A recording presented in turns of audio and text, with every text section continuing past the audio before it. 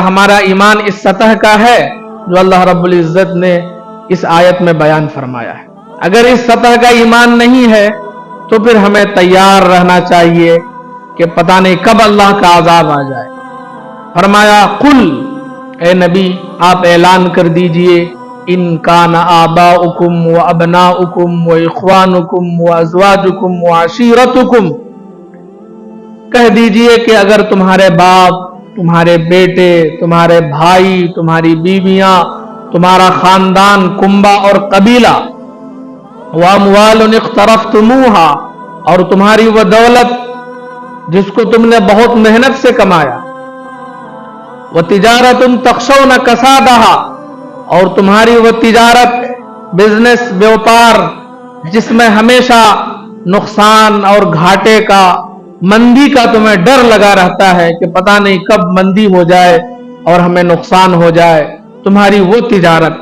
وہ مساکن ترضونہا، اور تمہارے وہ گھر، عالیشان محل جو تمہیں بہت اچھے لگتے ہیں،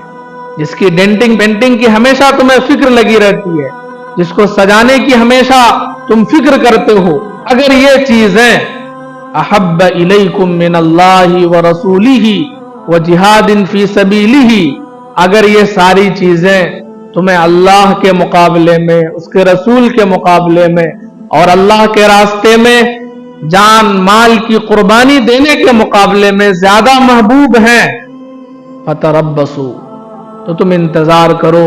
حتی یأتی اللہ بامرہ، کہ اللہ کب اپنا حکم تمہارے خلاف لے آئے اور تمہارا خاتمہ کر دے۔ یعنی دیکھو،